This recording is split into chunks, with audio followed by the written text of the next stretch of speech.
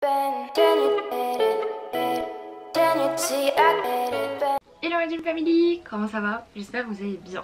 On se retrouve aujourd'hui pour une nouvelle vidéo et comme vous avez pu voir dans le titre de cette vidéo, je pense, voilà, on va mettre les points sur les i tout de suite maintenant. Ça sera la dernière vidéo back to school de cette année. Même si là aujourd'hui c'est vraiment une vidéo sur comment je me suis organisée avec les cours et le travail en alternance, parce que j'ai cette question qui revient énormément sur Instagram, sur mes vidéos, pour savoir comment vraiment je me suis organisée. Alors j'ai une organisation un peu loufoque, mais si ça peut aider quelqu'un, moi je prends. Vraiment je vous donne comme ça sur un petit plateau d'argent. Donc voilà, j'ai décidé de faire cette vidéo aujourd'hui. Donc sans plus tarder, je vais vous laisser avec la suite de cette vidéo. On va commencer maintenant, c'est parti. J'avais une super organisation l'année dernière. Alors je vais donner mon organisation de l'année dernière, parce que celle de cette année, il n'y en a pas eu. Donc clairement, c'était un petit peu catastrophique. J'avais une organisation qui était la suivante. Alors, à savoir que vous pouvez pas, comme ça vous arrivez, vous avez les cours et le travail en même temps, qu'au bout d'une semaine vous avez trouvé votre organisation. Ah, ça n'existe pas. Je préfère vous prévenir maintenant, ça n'existe pas, c'est impossible. Laissez-vous un petit mois, le temps de déjà prendre vos marques dans votre entreprise, parce que ça dépend. Il y en a qui vont commencer, moi j'ai commencé par exemple début juillet, il y en a qui ont commencé genre mi-août, il y en a qui ont commencé genre mi-juillet, il y en a qui commencent vraiment au mois de septembre. Donc laissez-vous à partir du mois de septembre un bon mois, le temps de vraiment vous acclimater avec l'école et le travail. Moi l'école fonctionnait en 2 jours, 3 jours. Donc un coup j'avais 2 jours école, 3 jours entreprise, un coup j'avais 3 jours école, 2 jours entreprise. Pour ceux qui travaillent en vente, alors il y a différents types de personnes. On va prendre mon cas à moi, je travaillais dans la vente, donc automatiquement le dimanche, moi je ne travaillais pas. Comme ça vous allez avoir ma semaine type. On part du principe du coup que, admettons j'avais cours le lundi, mardi et j'avais travail le mercredi, jeudi, vendredi repos, samedi travail, dimanche repos. Mais je sais pas pour autant que j'avais tous mes jeudis en repos par exemple. Mes jours de repos tournaient énormément, des fois j'avais des week-ends. La plupart du temps quand j'avais des week-ends je partais en week-end avec mon copain. Voilà. Je m'organisais donc dans un premier temps, vraiment laissez-vous un mois le temps de trouver vos marques, de votre entreprise, ça fonctionne comme ça. Vous avez l'habitude de faire tout le temps ça par exemple, et l'école ça fonctionne comme ça. Les cours sont tout le temps comme ça, parce que la plupart du temps par exemple tous les mercredis j'avais gestion. Vos matières reviennent généralement, vous avez pas par exemple, enfin, c'est pas déconstruit, c'est pas en mode le lundi de la première semaine vous allez avoir ça et le lundi de la deuxième semaine vous allez pas voir ça. Vous voyez un peu, nous c'était comme c'était 2 jours 3 jours en rythme, du coup ça faisait 5 jours comme vous avez pu comprendre. Donc en fait le lundi mardi par exemple on avait éco droit, management, etc. Et quand on avait 3 jours, donc lundi, mardi, mercredi, on avait donc le mercredi la gestion, le mardi par exemple le français, le mardi matin l'anglais, et on avait du management et de l'éco-droit. Ça c'était des matières qui revenaient souvent. Mais vraiment quand vous allez voir vos matières reviennent souvent, etc., que telle date c'est ça, nani nan, vous allez pouvoir trouver votre organisation. Le travail, il n'y a pas trop d'organisation à trouver parce que tous les jours ne se ressemblent pas, tous les jours ne sont jamais les mêmes, tous les jours vous avez des nouveaux clients, tous les jours vous vendez d'autres choses différentes. C'est à dire que un coup vous allez avoir un litige client, un coup vous n'allez pas avoir un litige client. Vraiment ça dépend de chaque point de vente. Je peux pas vraiment vous donner une organisation pour le travail, mais c'est vraiment les cours, le travail, comment coordonner ça ensemble et surtout pas être débordé et ne plus avoir de vie sociale par exemple. Voilà, c'est très dur à trouver hein, vraiment, pour ça que je vous dis laissez-vous un bon mois, le temps de voir, de analyser la situation. Et surtout la plupart du temps, enfin le premier mois d'école, entre gros guillemets, les profs c'est vraiment, ils vous mettent en place les programmes, comment ils fonctionnent. Vous commencez quelques cours mais enfin vous les terminez pas. Donc voilà, c'est vraiment le temps de prendre ses marques et c'est super important. Alors une fois que j'avais trouvé mes marques du coup, le travail c'est bon, c'était tout trouvé, ok. Donc à savoir j'avais mon planning un mois à l'avance, donc je pouvais m'organiser. Quand j'étais en repos je filmais des vidéos, je les montais, ou sinon quand j'avais besoin d'un rendez-vous médical, soit je l'ai demandé, soit j'avais mon jour de repos adéquat, donc j'avais mon rendez-vous médical ce jour là. Voilà, parce que globalement le dimanche personne prend en consultation, ou étant donné que du coup comme vous le savez je suis chez mon copain, tout le monde ne travaille pas le dimanche. Voilà, donc je peux pas filmer des vidéos le dimanche par exemple.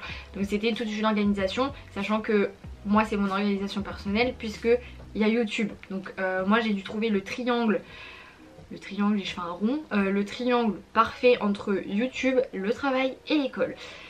Ça aussi ça a été embêtant, mais je vous skip YouTube, mais en gros moi je fonctionnais comme ça quand c'était pour tourner mes vidéos, les monter, etc.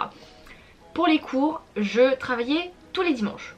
Alors ça a duré pendant jusqu'au premier confinement, parce que après le premier confinement du coup les cours ne m'intéressaient plus. Faire l'école à la maison c'est vraiment pas mon truc. Moi il faut que je sois dans une classe avec une ambiance de classe, avec un professeur qui est devant moi et pas derrière sa caméra. Vraiment c'était pas possible. Enfin vraiment les cours à distance moi j'ai pas du tout supporté, j'ai limite décroché. Je travaillais tous les dimanches.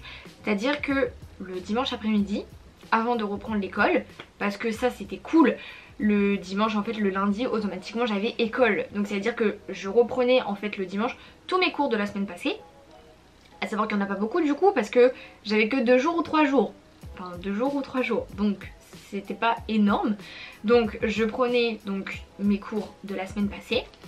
Parce que j'avais des profs que j'allais avoir le lundi ou le mardi ou le mercredi. Ou parce que pour revoir un peu les cours, pour assimiler ce que j'avais appris en fait la semaine de mon dimanche quoi. Donc tous les dimanches je reprenais. À savoir que surtout on n'avait pas beaucoup de choses à apprendre, c'est à dire qu'on n'avait pas, nous les exercices on n'en a jamais eu à la maison. La seule chose c'était les contrôles en fait. Donc ma méthode fonctionnait puisque du coup j'avais pas besoin de réviser les contrôles. Tous les dimanches je reprenais les cours de la semaine passée.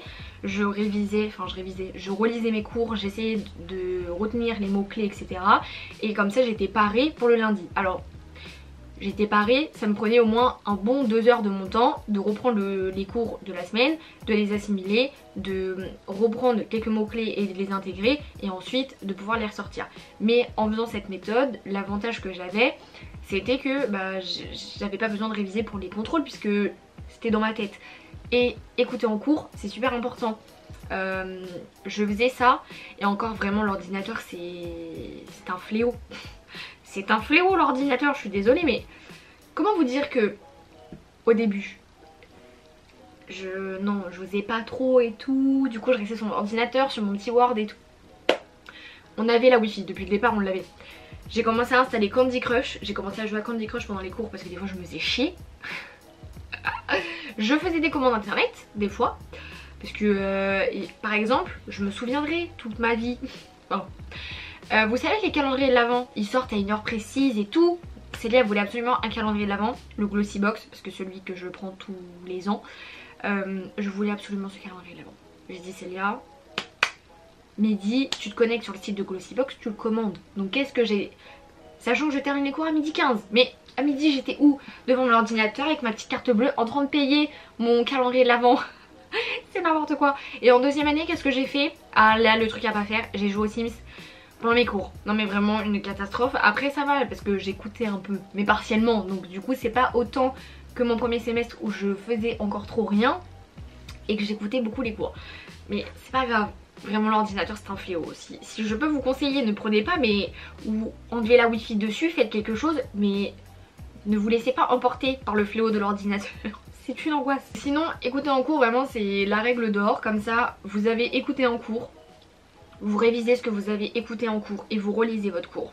Vous assimilez les mots-clés. Le dimanche, enfin vous faites ça dimanche, vous êtes paré, c'est bon, vous avez votre leçon qui est intégrée dans votre tête. Et à la limite, quand c'était les contrôles et tout, comme c'était par exemple, je vous dis une bêtise, mais un chapitre c'était 3 semaines par exemple, la 4e semaine on faisait le contrôle, je reprenais quand même mes 3 semaines de cours pour assimiler et tout, mais ça allait beaucoup plus vite, genre je mettais une demi-heure au lieu de mettre par exemple 1h30 à tout intégrer dans ma tête et à tout faire, à tout revoir instantanément. À savoir que j'ai une méthode d'apprentissage qui est une angoisse absolue, c'est à dire vous savez vous avez les gens qui sont Louis, il y en a c'est plus la visualisation, il y en a ils sont kiné je sais pas quoi, en gros faut qu'ils marchent et tout. Je suis les 3, ok? C'est clair ou pas? Donc ça veut dire que il faut que j'écrive, c'est une angoisse, donc il faut que j'écrive mon cours ou du moins les mots clés et tout que je dois retenir. Il faut que je les lis, enfin il faut que j'apprenne ma leçon à haute voix. Donc j'ai écrit, ensuite que je l'apprenne à haute voix. Et pendant que je l'apprends à haute voix, je suis en train de faire des schémas par terre de mon cours. avec mes pieds. Donc du coup je marche, genre c'est une angoisse. Et depuis que je fais ça, ou encore l'écriture, c'était beaucoup au lycée. Parce que sinon en primaire ou au collège je relisais énormément ma leçon et je faisais mes petits schémas par terre. Vous pouvez demander, ma meilleure pote elle était là pendant les révisions au bac. Je lui faisais des tableaux inexistants, genre j'étais là, tu vois là, parce que moi dans ma tête ça fonctionnait. Je lui disais là, tu mets ça et ça fait ça, clac clac clac clac, regarde ça donne ça, voilà. Dans mon cerveau ça fonctionne, voilà, dans le cerveau des autres des fois ça fonctionne pas, mais j'ai une méthode de travailler très... qui est angoissante. Donc vraiment moi je suis la pire personne sur terre, c'est à dire qu'il me faut les 3 pour au moins réviser et apprendre ma leçon. C'est une cata. Et encore l'écriture des fois on peut s'en passer, mais il faut que je lise à haute voix, que j'intègre et que je fasse des schémas par terre. Par exemple quand j'apprenais mes poésies à l'école, en primaire, très très loin derrière moi cette époque, quand vous savez vous aviez vos poésies là, le corbeau et le renard par exemple, du coup je faisais le corbeau, enfin genre je regardais le corbeau et tout, je disais oh maître corbeau sur un arbre perché, genre j'étais le renard tu vois, et un coup genre je regardais par terre parce que j'étais le corbeau et je regardais le renard. Non mais mais il y a que ça qui me fonctionne chez moi, donc forcément c'est une angoisse d'apprendre avec moi. Donc le fait que je reprenais mes cours, que ça ne durait qu'une demi-heure, parce que du coup je faisais mes schémas au sol par terre, c'était nickel. Ah oui, soit je fais des schémas au sol ou soit oui je fais des tableaux inexistants où je remets en place et c'est bon ça fonctionne. En gros je m'organisais comme ça jusqu'au mois de décembre, parce qu'après le mois de décembre t'as un mois où t'es en entreprise. Parce que l'école ferme bien évidemment, et étant donné que le mois de décembre dans les points de vente c'est big mois, quand il y a eu les confinements et tout j'ai complètement arrêté de faire cette méthode.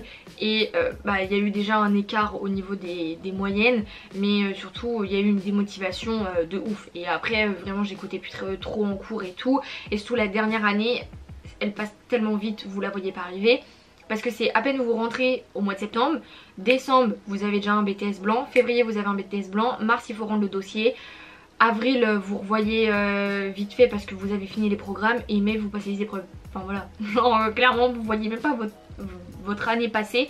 Donc la première elle est vraiment super importante, et si vous arrivez à trouver votre organisation de travail dès la première année, c'est super important. Moi cette méthode fonctionnait parce que j'étais en 2 jours, 3 jours, mais ceux par exemple où ils sont en initiale, je pense pas que ma méthode fonctionne. À la limite ceux qui sont en initiale il faut qu'ils reprennent leur cours de la journée tous les soirs.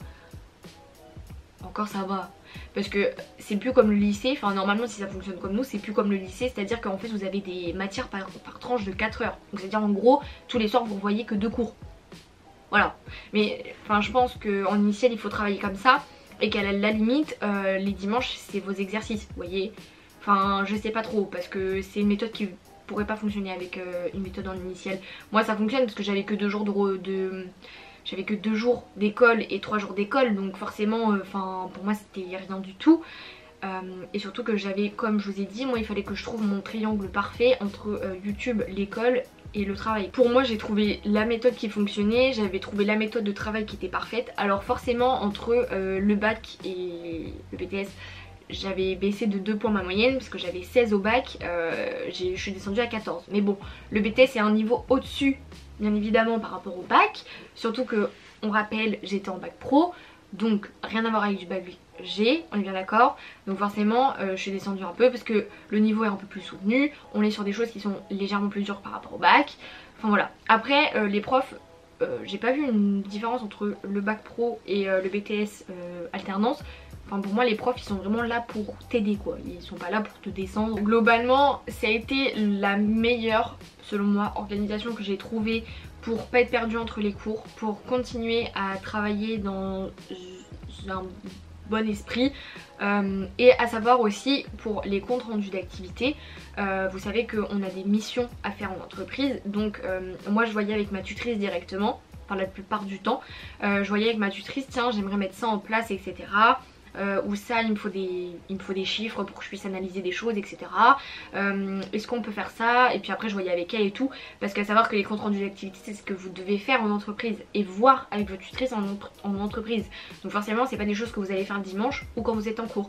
Donc des fois je prenais même 5 minutes quand j'avais personne dans le magasin, parce que ça existe oui des temps calmes en magasin.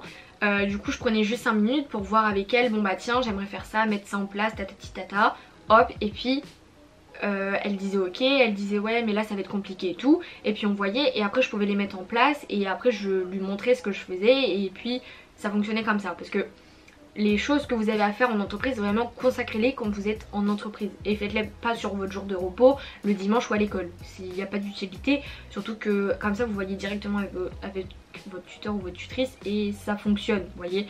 Donc vraiment dissocier chaque chose. Par exemple moi YouTube ça peut être vous, votre passion, si par exemple vous faites du foot, vous faites de la danse, etc. Voilà, vous savez que par exemple de là à là vous allez en entraînement, bah forcément là vous allez pas pouvoir réviser. Enfin faut vraiment tout dissocier, chaque chose à sa place. L'école c'est l'école. Si pour vous ça fonctionne de par exemple apprendre, enfin relire vos cours mais le soir même faites ça, vous perdez une demi-heure de votre temps, mais vous ne perdez pas tant que ça, parce que du coup ça vous évite de rapprendre 2 heures derrière sur un autre jour de la semaine. Vous voyez, c'est vraiment ça à faire. Et ce qui est pour l'école c'est l'école, le travail c'est le travail, ce qui est en relation, ce que l'école demande pour le travail, au travail uniquement. Votre passion c'est aussi un endroit, dissocier chaque chose, et après vous pourrez tout mettre en place et ça pourra que fonctionner.